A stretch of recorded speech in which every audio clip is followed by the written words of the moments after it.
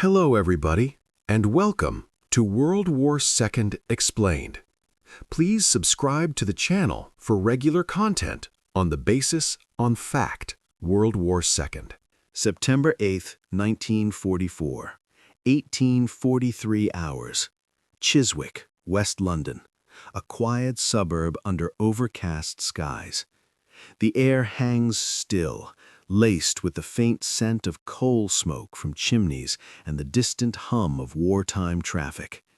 Families huddle in homes, ration books open on tables, children playing in gardens oblivious to the war's grind.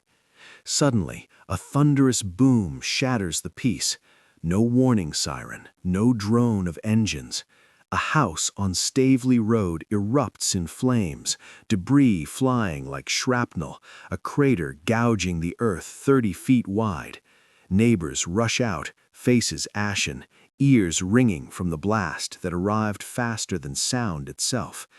Screams pierce the dust cloud as rescuers dig for survivors. 6 dead, homes flattened. Miles away, in Whitehall war rooms, phones ring frantically. "What was that?" an operator gasps. You can almost feel the ground tremble, the shockwave of something unimaginable ripping through the ordinary. Picture the smug skepticism in American intelligence circles months earlier, in the dimly lit offices of the Office of Strategic Services in Washington, D.C., where analysts pore over smudged reports from European agents.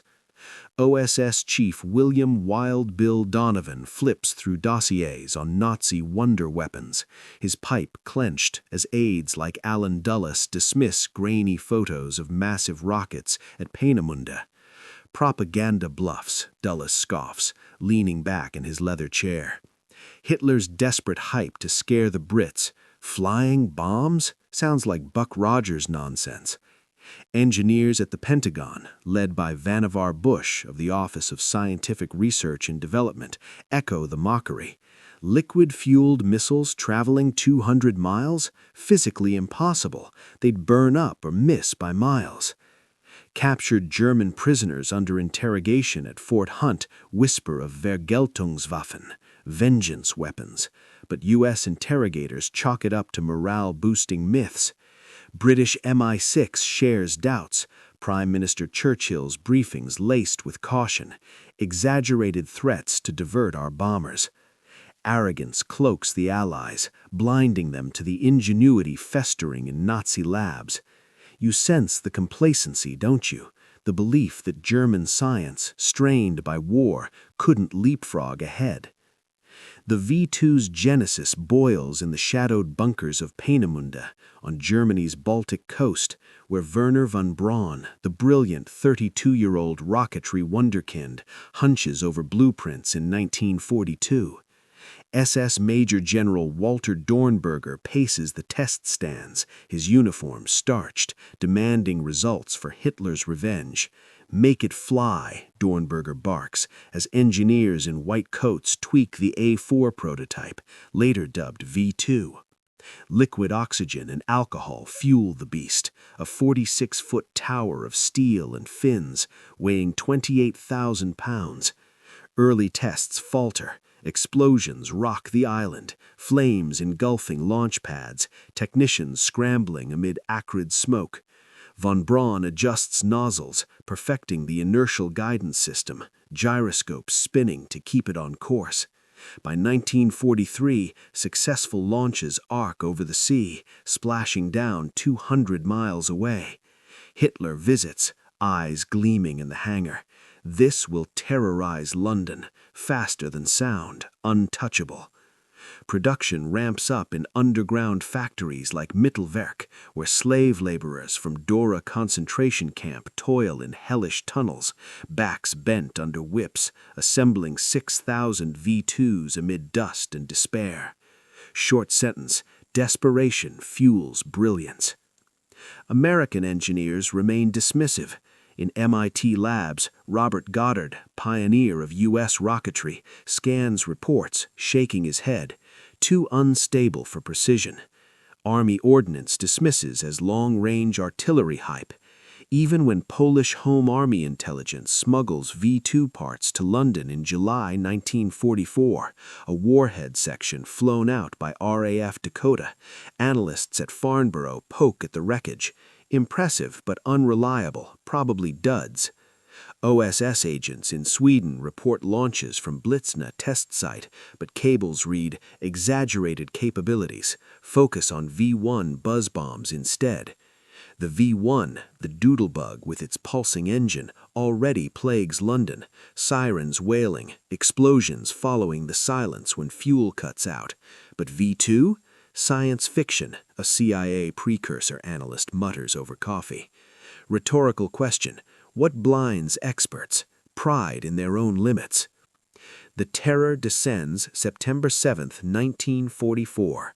First in Paris.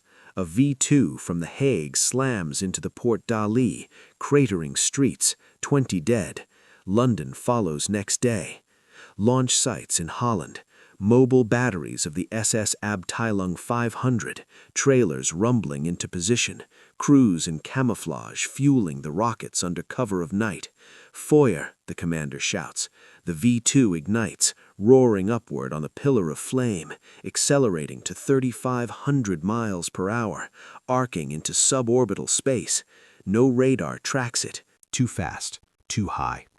Impact, supersonic arrival, the boom following the blast.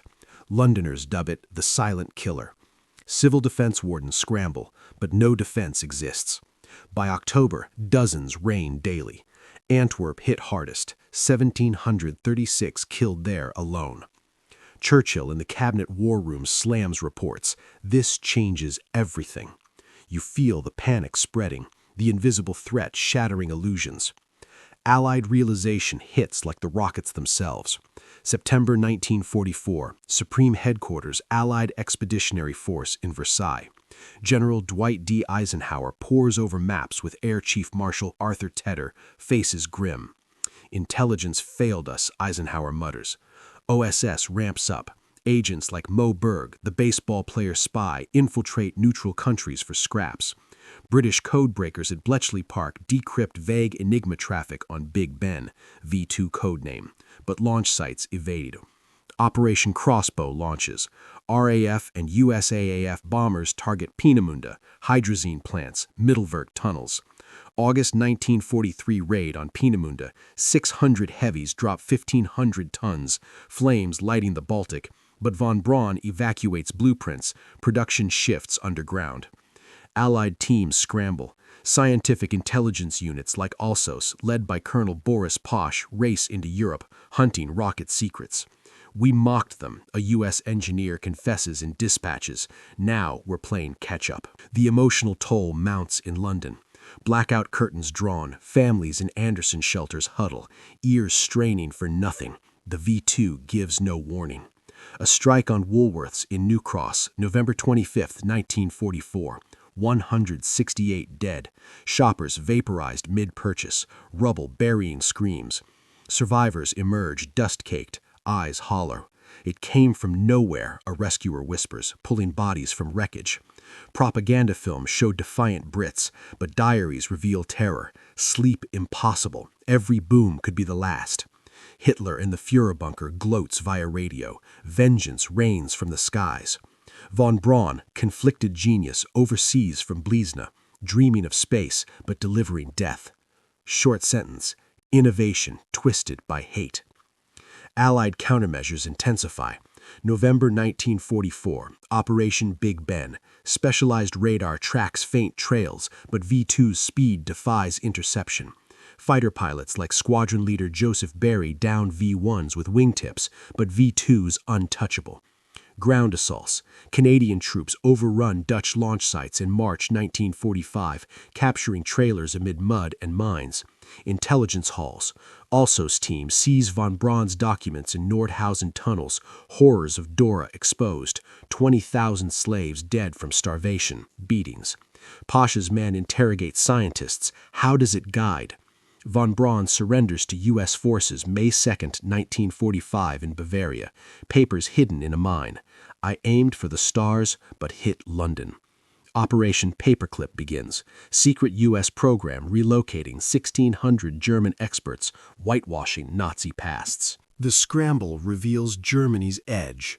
V-2's tech, pump-fed engines, graphite vanes for steering, radio beams for initial guidance. U.S. rocketry lags. Goddard's experiments underfunded. Army focused on bazookas. Bush forms committees. Copy it, fast. Captured V-2s ships to White Sands, New Mexico.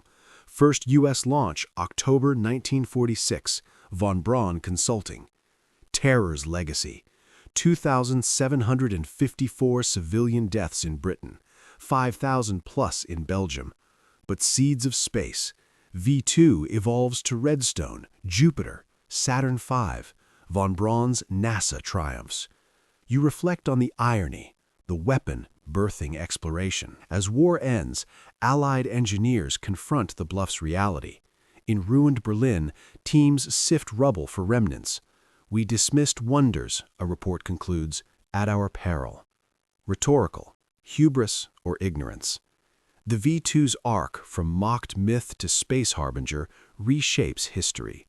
Feel the chill of that silent descent, the boom echoing through time.